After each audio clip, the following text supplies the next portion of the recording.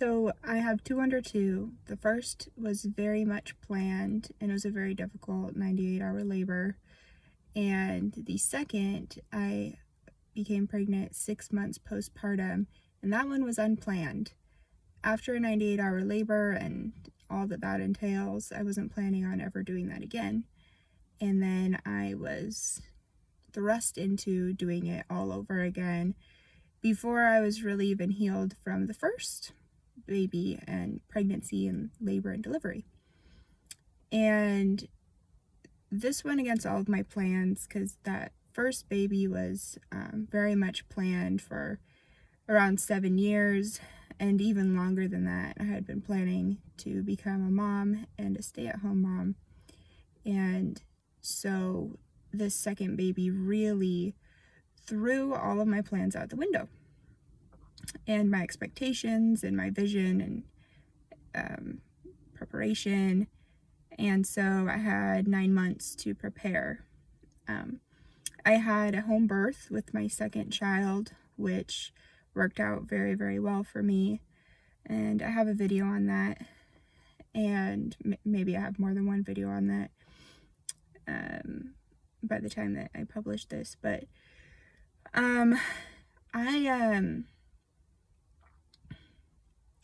I've found that I had to change my standards and expectations. And when I was first reading, trying to prepare for this, having two under two, I heard other people say that, and I thought, well, I'm not going to be a failure. I'm not going to choose to fail, or I don't want to lower my standards. I don't want to accept less for my kids. And I found through experience that that's not what that means. It means, for example, it's not okay with me to have a messy house.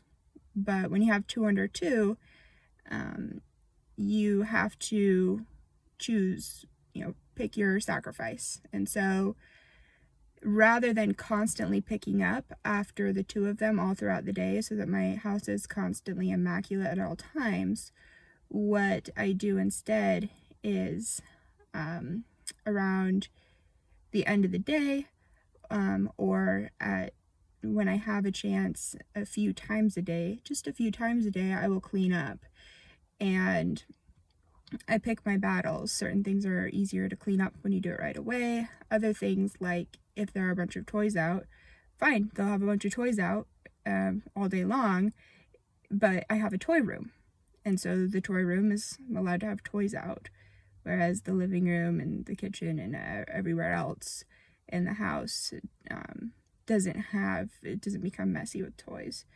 So you have to adjust, going from being someone with no children to then having two in a short period of time. Your lifestyle is definitely going to change, and having the house immaculately clean at all times isn't as important as making sure that the kids get attention. This is another tip that I got from other people that I found to be true, which is if your kids are constantly nagging you as you're going around cleaning up the house, and they are constantly making a mess so that basically you're just spinning your wheels. You clean up one thing, and as you're doing that, they're messing up something else. It's better to just give your kids the attention, play with them, teach them things, read them books, give them love, build their self-esteem. And then at the end of the day, you do the cleanup one time. And after lunch, and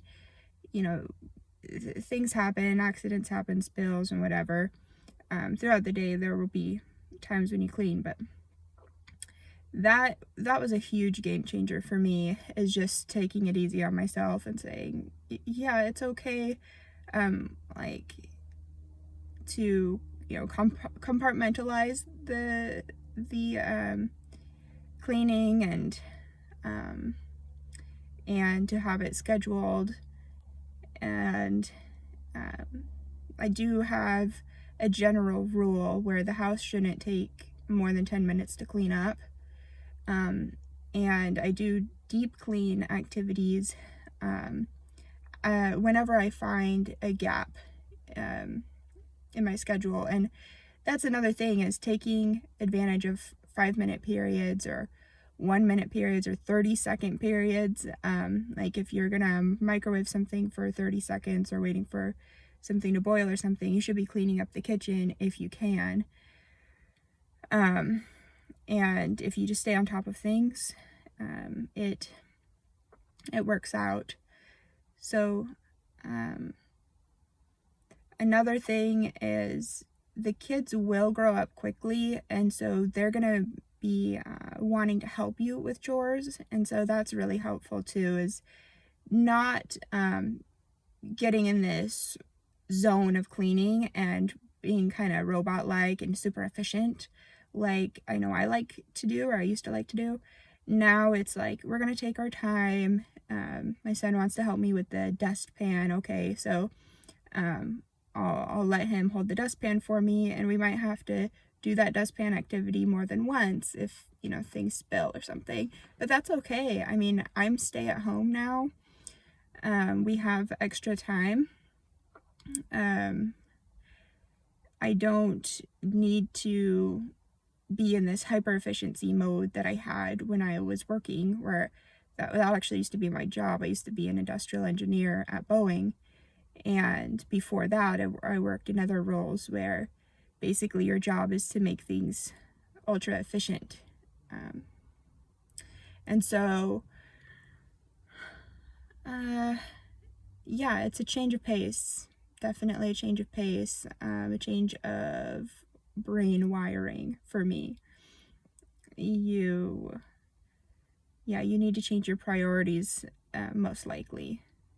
And batching is another big tip. If one of them needs a diaper change, just do both at the same time.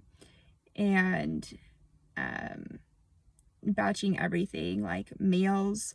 My younger son got onto solid foods a lot more quickly than my older son, because it was natural for him.